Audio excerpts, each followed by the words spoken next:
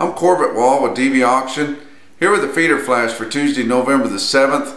And we've got some altitude now in these cattle markets, and I think that was the only thing really that was pressuring the board on Monday. Maybe that, and also the senseless killings down there in South Texas. A lot of pressure on your commodity markets, and we can't figure out why those things happen and why they keep happening.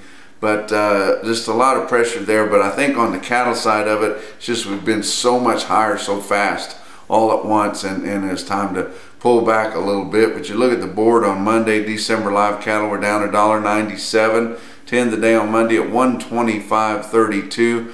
January feeder cattle down just 65 cents. 10 today on Monday at $160.87. But if you look, all your far out fronts were higher on both your live cattle and feeder cattle, so there's really not anything that they think is going to weigh on the market for a long time. It's just all this big jump we've had all at once right here on the market. But look at the weighted average, kind of a roundup of all the trade last week on a direct fed cattle market there. 117,500 head in the 5 area feeding region. A good healthy market volume right there. If you look at your live steer weighted average, ended up at 123.53. That was up $6.55 compared to the previous week's weighted average. Compared to the weighted average of 2 weeks prior, it was up $12.66. And you compare it to the same week a year ago, it was up $19.22. So if you guys don't think this market is high enough, you need to look into another industry, because we're getting up there pretty high. We may not be as high as we were 4 or 5 years ago, but in the history of the world, we're pretty darn high right now. But look at your dress steers, $191.99, up $10.45 compared to the previous week's weighted average. And your late sales on a live basis were mostly $125, and dress they were $195. And there's no reason to believe that we wouldn't gain several dollars again this week, but we got to see how things play out. Box beef cutout values were up big again on Monday. There just continues to be a lot of talk about the USDA meat grading's recalibration of their instrument grading cameras in several of your major packing plants that make up about 50% of your fed kill. Now all this kind of came to fruit in late October, so we're not sure. We just basically, the cattle were grading too well. They were grading too high quality, which is really just specks of marbling on that ribeye between the 12th and 13th rib. We don't know, they got some higher tech cameras, and maybe they were seeing marbling that you couldn't see with the naked eye. Maybe they were picking up specks of other things. But basically, we were getting more prime cattle and more choice cattle than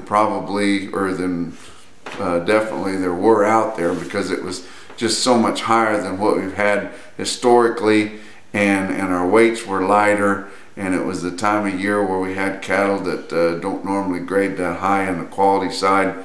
And you know, somebody probably should have noticed it sooner, but everybody was enjoying the market, and so they recalibrated those cameras. Now we don't know how much effect that's going to be as they come in, and USDA has yet to say anything about it. They've been expecting some kind of a formal announcement, taking the blame on the deal, or laying the blame somewhere, or maybe just explaining what it is. But basically within a week or so, when we get the reports on how the cattle graded that last week of October, then we'll know how much difference it is.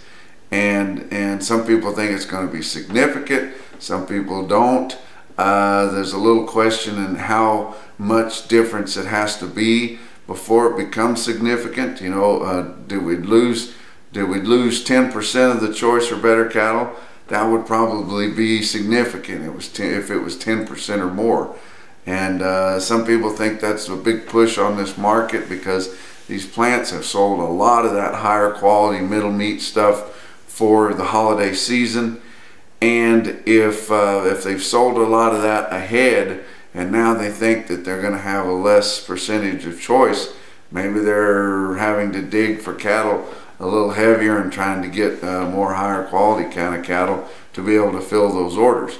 We don't know. This is the kind of thing that we just need to, instead of everybody just rumoring about it and questioning about it, they need to get the information out there as quick as they can so people can absorb it and understand what's going on, because it's the kind of thing that can get overblown, and it's the kind of thing that some of these outfits that trade the board could really, you know, try to crash the market on. But if we don't see that, basically, if we just have less choice cattle than what we thought we were getting, then it could make the market go higher. So nobody really understands what it's going to be.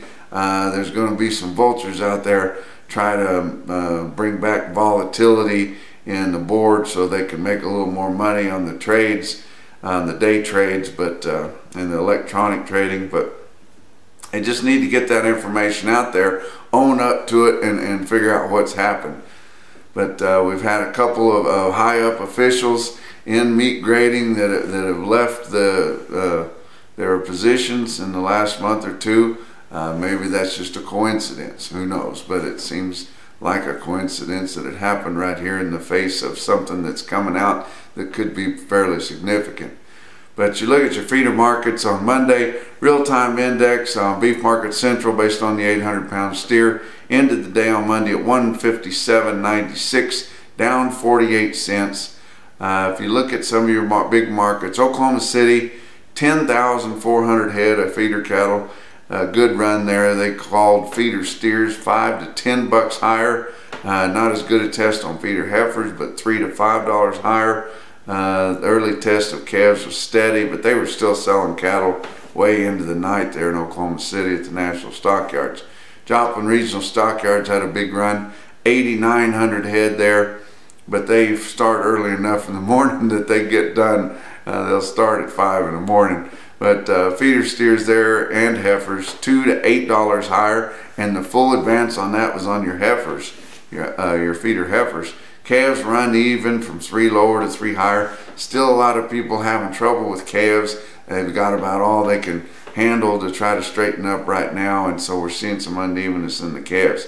Look at an individual quote out of Joplin Regional Stockyards there, 1 o'clock on Monday, at 88 head of steers, weight 858 at 161. And that's your feeder flash for Tuesday.